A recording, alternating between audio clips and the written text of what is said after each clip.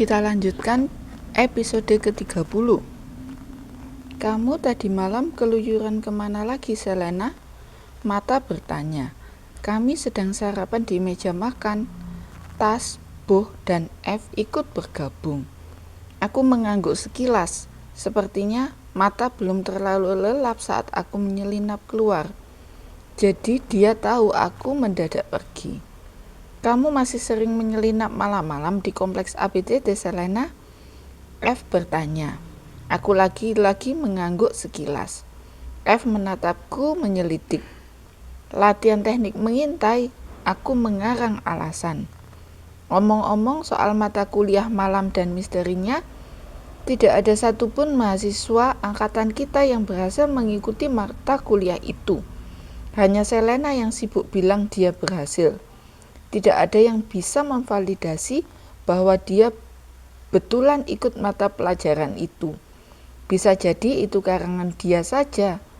Boh menimpali. Enak saja aku melotot ke arah Boh. Dasar sok tahu. Selena tidak mengarang. Dia memang ikut mata kuliah itu sendirian. Melihat kartu hasil studi semester 1 Selena, dia mendapatkan nilai A di mata kuliah itu. Tas yang menjawab. Mata di sebelahku ikut mengangguk. Aku tersenyum senang, dibela oleh Tas. Boh tidak menanggapi, meneruskan menyendok isi piring. Kalian tahu tidak, aku sempat menguping percakapan di ruang kerja store kemarin sore. Saat mengumpulkan tugas tambahan, Master Ox mendadak berkunjung ke sana. F lompat ke topik lain. Master Ox, kenapa dia ke sana? Tanya Mata. Mereka membicarakan sesuatu. Oh ya? Membicarakan apa? Aku tertarik, tetap menjaga wajahku agar tampak setenang mungkin. Entahlah, aku hanya mendengar selintas lalu. Store bilang ada yang diam-diam memasuki ruang kerjanya. Itu bukan kamu kan, Selena? Aku cepat-cepat menggeleng. Mana aku tahu. Apa menariknya sih kantor dosen sejarah? Apakah ada benda yang hilang? Tanya Tas.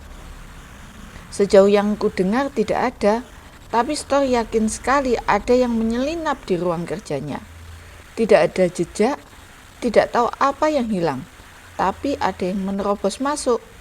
Aku pura-pura sibuk menghabiskan isi piring. Otakku berpikir, waktuku semakin mendesak. Aku harus segera mengembalikan mesin penerjemah itu ke dalam kotak merah sebelum Store tahu benda itu yang kupinjam. Terdengar keramaian di kantin. Ada apa? Boh bertanya dan menoleh. Di meja-meja lain, mahasiswa terlihat antusias. Ada pengumuman. F meraih kartu mahasiswanya. Aku juga ikut mengetuk kartu mahasiswaku. Pengumuman itu muncul di layar hologram. Perayaan angkatan 78. Akademi Bayangan Tingkat Tinggi mengundang seluruh mahasiswa angkatan 78 bersama keluarga untuk menghadiri acara makan malam bersama Master Ox dan dosen-dosen serta staf akademi di penghujung tahun pertama. Mahasiswa harap mengenakan jubah akademi. Undangan keluarga harap mengenakan pakaian formal resmi. Tertanda Ox. Wow, makan malam. F tertawa. Sudah sejak semester lalu orang tuaku ingin berkunjung ke kampus. Mereka akan senang sekali mendengar kabar ini. Ini sungguh boleh mengajak keluarga. Boleh berapa orang? Boh bertanya. Tidak ditulis berapa, mungkin bebas saja. Soalnya keluargaku besar sekali, F. Aku punya adik 10, masih kecil-kecil, malah ada yang masih bayi. Mereka boleh ikut semua. Boh, ini acara makan malam, bukan acara sekolah taman kanak-kanak atau penitipan bayi. Boh melotot, tapi kami semua tertawa. Semua mahasiswa angkatan 78 di kantin terlihat antusias. Beberapa orang asik membicarakan akan mengajak siapa. Aku mengetuk kartu hologram, menutup layar pengumuman. Aku akan mengajak Paman Raf dan Bibi Leh. Semoga Paman Ralph tidak kumat bicara kasarnya saat acara itu. Sarapan usai beberapa menit kemudian. Kami masih harus menyelesaikan ujian akhir untuk kuliah pilihan sebelum semester ini benar-benar berakhir. Tas, Mata, F, dan Bo satu persatu melambaikan tangan, bergegas menuju ruang kelas masing-masing. Aku masih di kantin hingga beberapa menit lagi. Ujian mata kuliah pilihanku akan dilaksanakan nanti malam. Semoga aku memiliki kesempatan mendapatkan database gambar kuno itu. Aku tidak bisa membayangkan mencurinya dari Bibi Gil. Bagaimana aku akan mencuri sesuatu dari guru pengintaiku?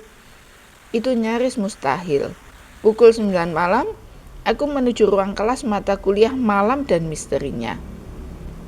Soal kreativitas mengajar, tidak ada yang mengalahkan Bibi Gil, termasuk saat melaksanakan ujian untuk mahasiswanya. Setiba di depan kantin, aku menyadari pintu depan dikunci kokoh. Lewat dinding kaca, aku menatap kantin yang lengang. Meja dan kursi makan terlihat dalam remang. Juga meja-meja panjang tempat meletakkan makanan.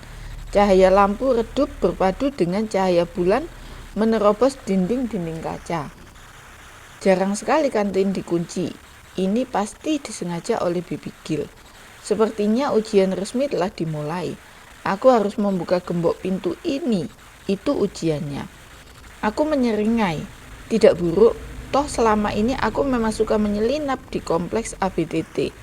Dalam hitungan detik aku berhasil membukanya, melangkah masuk dan tiba di antara meja-meja dan kursi makan. Aku ingat irama dan titik ketukan yang dilakukan Bibi Gil saat membuka lantai pualam menuju basement. Kini kakiku lincah mengulanginya. Di penghujung ketukan kakiku terdengar suara mendesing benda mekanis. Lantai pualam itu terbuka. Bibi Gil telah mengubah interior basementnya. Persis di bawah lantai, lorong-lorong temporer dibuat khusus untuk ujianku. Dan setiap beberapa meter, lorong itu memiliki pintu yang terkunci. Tugasku adalah membuka setiap pintu, kemudian terus maju hingga tiba di ujung lorong. Aku mengikat rambut, mengeluarkan peralatan dari balik jaket, mulai bekerja. Ini menarik. Jika selama ini aku khawatir ada dosen, mahasiswa, atau drone yang melihatku sedang asik membuka pintu, sekarang aku bisa santai. Ini ujian, tugasku membukanya. Klik, pintu pertama berhasil kubuka. Maju beberapa langkah, aku menemukan pintu berikutnya. Bibi Gil merancang ujian itu dengan cermat. Setiap aku maju ke pintu berikutnya, maka level kesulitan pintu akan bertambah. Memasuki pintu keempat, aku mulai berhati-hati. Pintu-pintu itu dilengkapi sistem keamanan yang bisa menyerang penerobosnya. Entah itu sambaran api, pukulan berdentum, sengatan listrik, atau benda-benda kecil mematikan yang terbang menyerang. Klik, aku berhasil membuka pintu keempat.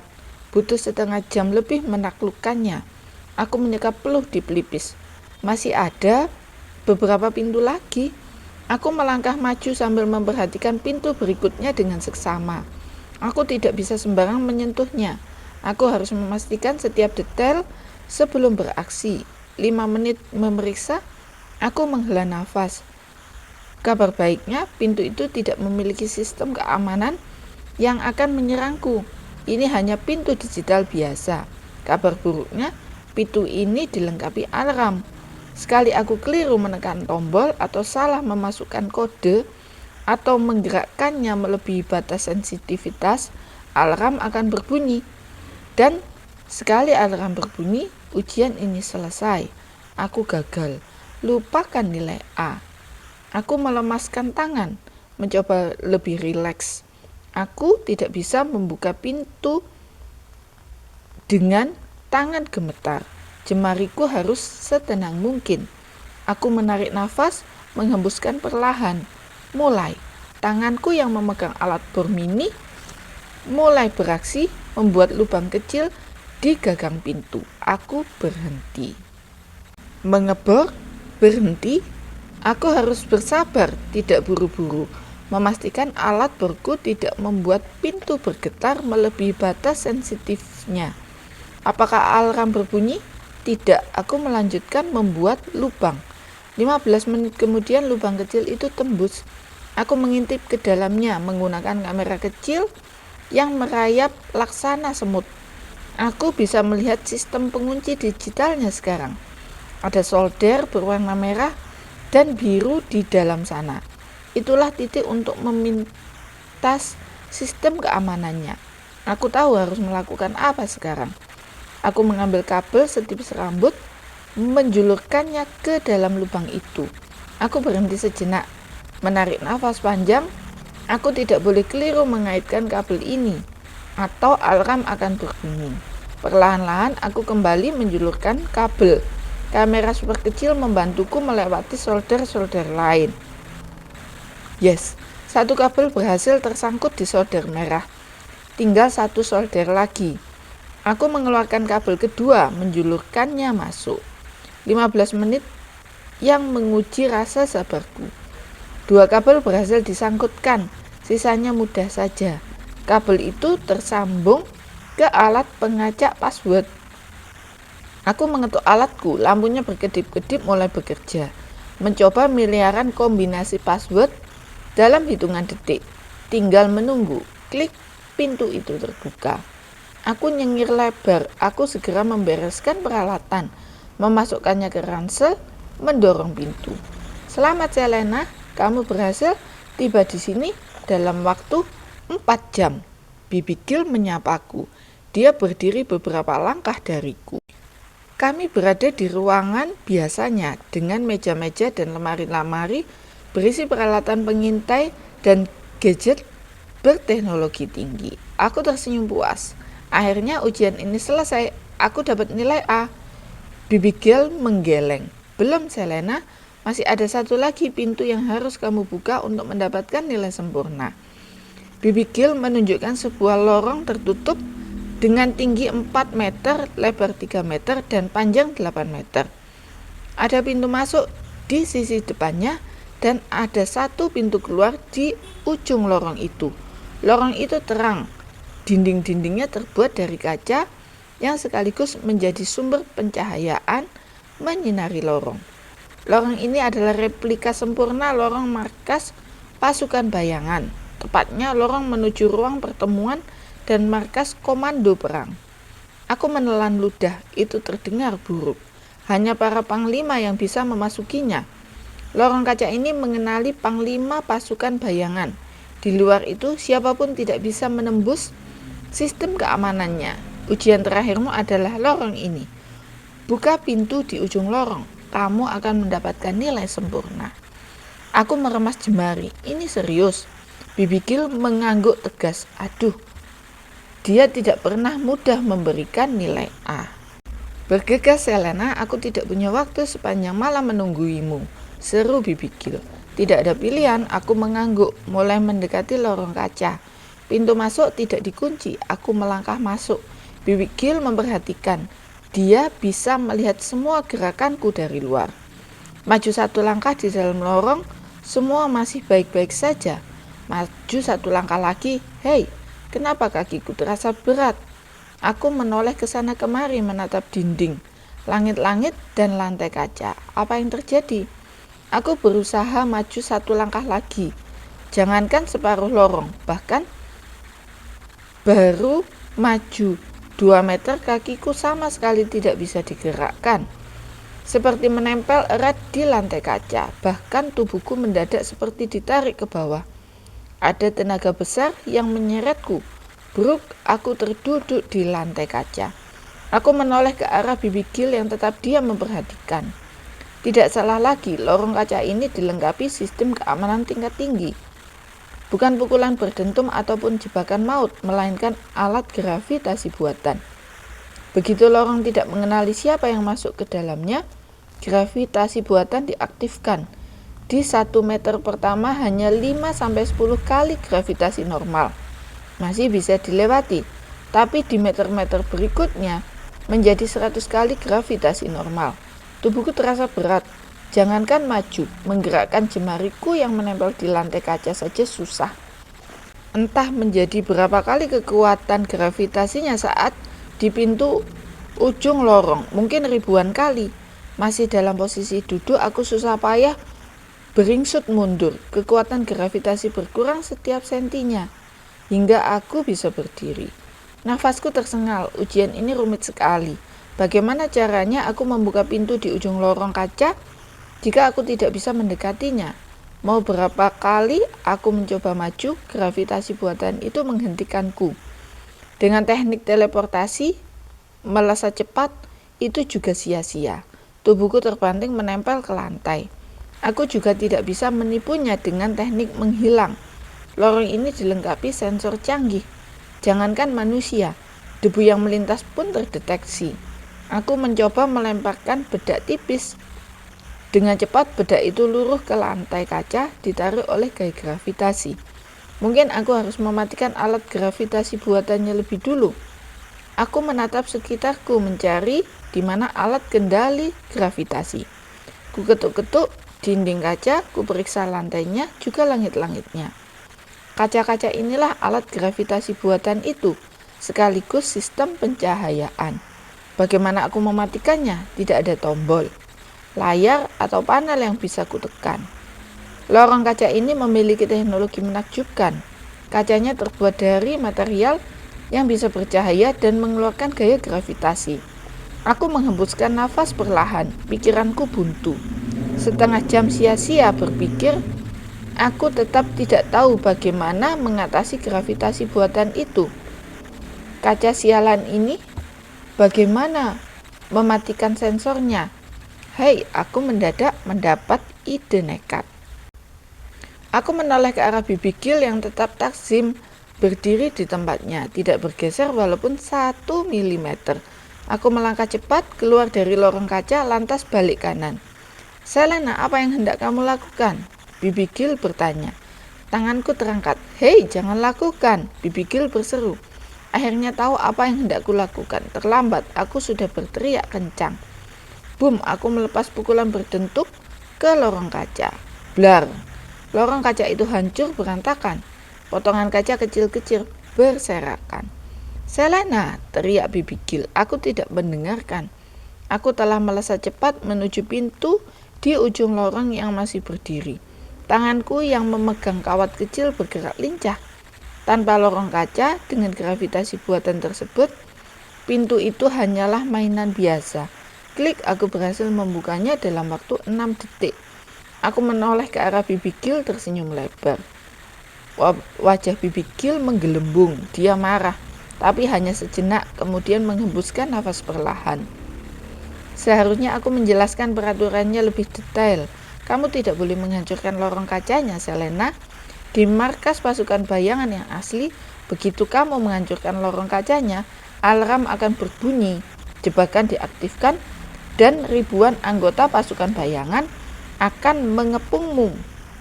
Misimu menyelinap tanpa diketahui akan gagal, tapi baiklah, kamu berhasil membuka pintunya.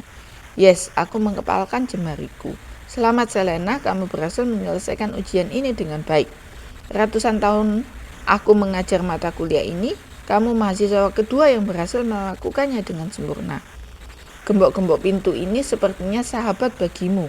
Kamu yang mengenalnya dengan baik, memahaminya, lantas membukanya. Begitu juga seseorang pengintai sejati. Dia mengenali setiap gembok rintangan di depannya, memahaminya, lantas berhasil menemukan solusinya. Bibi Gil berkata takjim. Di luar sana masih banyak lagi pintu yang lebih menantang. Tidak hanya menggunakan sistem keamanan berteknologi canggih, tapi juga disegel dengan kekuatan yang tidak pernah kita lihat. Dengan terus berlatih kemampuan, maka kamu akan terus berkembang. Besok lusa, mungkin kamu bisa membuka pintu bagian terlarang perpustakaan sentral. Itu salah satu pintu paling kokoh yang pernah ada di Klan Bulan. Aku tahu pintu itu, Bibi Gil. Aku pernah mencoba membukanya. Aku menimpali. Oh ya? Aku menyeka anak rambut di dahi. Aduh, harusnya aku tidak usah bilang. Apakah kamu bertemu orang tua itu? Tanya Bibi Gil. Orang tua? Amat mengesankan mendengar Bibi Gil menyebut Alf dengan istilah orang tua, karena Bibi Gil sendiri usianya tak kurang dari 800 tahun. Itu berarti Alf lebih tua lagi. Aku mengangguk. Apa kabar orang tua itu? Apakah dia sehat? Belum pikun. Dia terlihat baik-baik saja. Kapan kamu mencoba membobol pintu itu, Selena? Bibi Gil bertanya lagi. Kini lebih rileks. Seolah membobol pintu bagian terlarang adalah topik percakapan yang ringan saja. Saat libur semester kemarin, tidak mudah bukan? Bibi Gil tersenyum. Ya, mengerikan. Pintu itu dilengkapi dengan sesuatu yang tidak aku mengerti. Seperti ada tangan tidak terlihat mengangkat tubuhku. Juga ada petir biru. Oh, tangan tak terlihat itu adalah teknik kinetik. Teknik kinetik. Juga petirnya itu teknik sambaran petir. Itu dari klan matahari. Aku menatap Bibi Gil antusias. Klan matahari? Bibi Gil tahu tentang klan lain. Tentu saja aku tahu, Selena. Aku bertualang ke banyak tempat, melihat dunia lain. Bukan hanya aku, juga beberapa tokoh penting klan bulan lainnya. Alf salah satunya. Dia bahkan memiliki teman di klan matahari.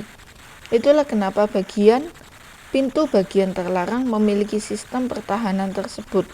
Karena Alf yang menyegelnya dengan teknik klan lain. Kamu nekat sekali mencoba membuka pintu tersebut. Rasa penasaran ingin tahu apa isi ruangan itu yang membuatmu melakukannya, heh? Aku buru-buru mengangguk. Kamu memiliki bakat besar menjadi pengintai, Selena. Ambisimu, caramu melakukan sesuatu, fleksibilitas yang kamu miliki, semua itu akan membawamu jauh sekali. Dan malam ini, melihat ekspresi wajahmu, aku tahu ada banyak hal yang sedang kamu sembunyikan.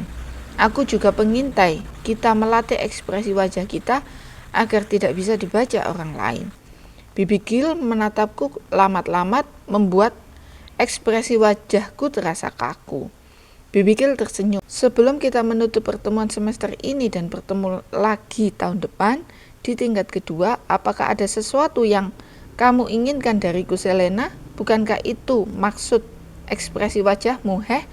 Aku terdiam. Kemampuan Bibi Gil membaca ekspresi wajah orang lain sangat menakjubkan. Atau dia hanya menebak-nebak? Atau aku bilang saja padanya bahwa aku ingin meminjam database gambar kuno yang dia miliki. Mustahil aku bisa mencuri database darinya. Basement ini tidak sesederhana basement milik store atau ruang kerja Link. Itu benar, Bibi Gil. Apakah aku bisa meminjam database gambar kuno milik Bibi Gil? Aku memutuskan bertanya. Bagaimana kamu tahu aku memilikinya? Bibi Gil balas bertanya. Aku terdiam lagi. Dan akan kamu gunakan untuk apa database gambar kuno itu? Aku menghela nafas perlahan. Database itu hanya berisi berbagai gambar dan simbol. Aku kumpulkan dari petualangan ratusan tahun ke banyak tempat. Selintas lalu terlihat tidak penting. Tapi saat database itu dikombinasikan dengan sesuatu, akan menjadi sangat kuat dan berbahaya. Jadi, akan kamu gunakan untuk apa, Selena? Apakah kamu sedang berusaha memecahkan sebuah misteri? Aku menunduk. Apakah aku akan menjelaskan masalah ini kepada Bibi Gil? Dia sepertinya bisa kupercaya. Aku meramas jemariku. Ruangan basement kembali lengang. Bibi Gil tersenyum. Aku tahu kamu tidak akan menjawabnya, Selena, karena begitulah seorang pengintai. Pandai menyimpan banyak hal. Baiklah, aku akan meminjamkannya padamu. Hei, aku mengangkat kepala. Sungguh. Bibi Gil meraih sebuah benda di balik jubahnya. Sebuah kotak kecil tempat menyimpan file digital secara offline. Dia melemparkannya kepadaku. Aku menangkapnya dengan tangan bergetar. Ini benar-benar di luar dugaan. Ternyata Bibi Gil memberikannya kepadaku begitu saja. Kamu salah satu mahasiswa terbaikku, Selena. Kamu berhak meminjam database ini. Bukan urusanku akan kamu gunakan untuk apa. Tapi dengarkan aku baik-baik. Aku menatap Bibi Gil sekarang secara lebih serius. Aku menatap Bibi Gil yang sekarang terlihat serius. Dunia kita dekat sekali dengan kegelapan, maka saat gelap menyelimutimu, pastikan kamu tetap berusaha mencari cahaya di sekitarmu. Dirimu sendiri adalah satu-satunya yang bisa kau percaya. Nurani, cahaya kecil itu selalu ada di hatimu. Gunakanlah, terangi jalanmu, temukan pilihan hidupmu. Semoga itu bisa membawamu menuju jalan yang lebih baik. Aku menelan ludah. Saat itu aku sungguh tidak mengerti apa maksud Bibi Gil, tapi aku tetap mengangguk. Terima kasih Bibi Gil. Plop, Bibi Gil telah menghilang. Kita lanjutkan episode ke-31 pada video selanjutnya.